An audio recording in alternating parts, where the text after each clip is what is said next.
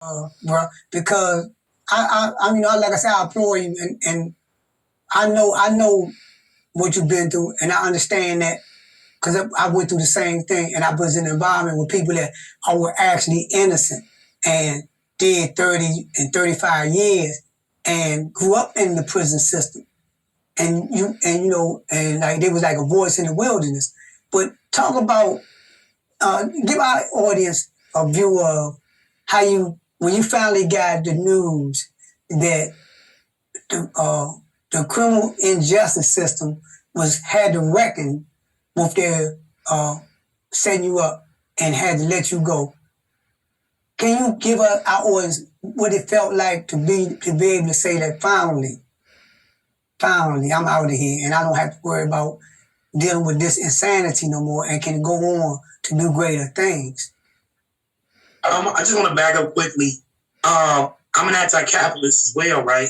Yes, sir. And I say that because the capitalist system, as we are taught, is a competitive system. It's supposedly designed to keep people at their best. You always got to be at your best. But one thing that's never said about competitive systems is that cheating is a element that you can't get out of it. And one thing I always ask people is that anything that you know is competitive, people cheat. Cars, football, dice. There's nothing that we know of in life where people compete. It could be charades. Somebody got to talk and open their mouth, right? And somebody going to tell them, stop cheating. Well, the criminal justice system is also a system like that. It's a competitive system. It's about wins and loses.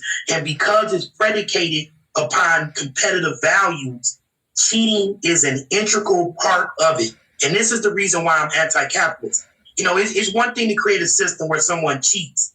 It's different to create a system where cheating is an element of it. And when we're talking about cheating, we're talking about food, clothes, healthcare. Some of the most essential things in life are based upon that competition. I don't want a system where I can't get cheating out of it. It's one thing I like to say for people to cheat, but I don't want a system where this is a fundamental element of the system.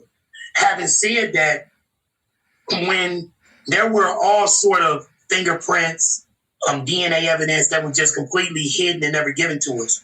When these things were first discovered, I was asked would I like them to be tested to the courts, right?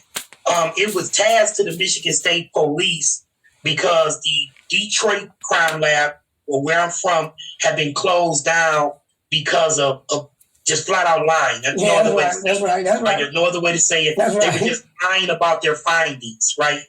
So the Michigan State Police was tasked with testing the evidence that found, the scientific evidence that they found. It took a year. I couldn't understand why, after being incarcerated 26 years, it would take so long for something to be tested. When it came back, the Michigan State Police conclusions were that it could possibly be mine. My mind is blue. I'm telling my attorneys who had my case 7 years pro bono that I haven't been lying to you. This evidence is not, that something has to be wrong. Either they're lying or they're incorrect. Just so happened the Cooley Law School had been given a grant. And because they were given a grant, they matched funds with my lawyers who had been taking this case pro bono. And we had the benefit of one of the leading experts in the country to retest the evidence. And the courts took his word over the Michigan State Police. I just want to add these things. It was a real struggle because it's about wins and loses. They're still trying to win, right? They're still trying to hold on to a win, right? So the cheating comes out because winning is the key thing in a competitive system. So having said that, to be honest with you, when I was finally released, there were men and women who I had met throughout my prison system, some free, some who had been formerly incarcerated, who came to visit me that first day out. When everybody was gone and I was finally by myself, I stretched across the bed like this and I smiled. And there's a movie that came out in the 80s called The Last Dragon. The star was Bruce Leroy. There was a moment in there he kind of realized his power and he began to glow.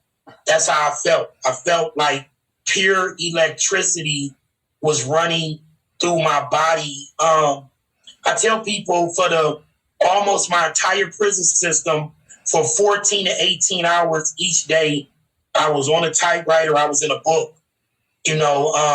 I always believed that I was going to write myself out of prison, meaning that I was going to somehow acquire some help from the outside world. I felt so elated that all of that effort, as you said, navigating through prison. This is an environment, once again, where everything is limited. And when we talk about that competitiveness, everything is limited purposely, and there's a struggle in there for the most basic necessities of life. That's right. Simple things. And to have navigated through that, I mean, just all the things I had to do to have to line up. Like I say, never get in a fight.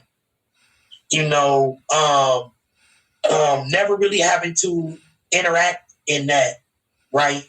I just felt elated. I just can't, like I said, I felt like pure electricity was running through my body. But on the flip side, I felt lost.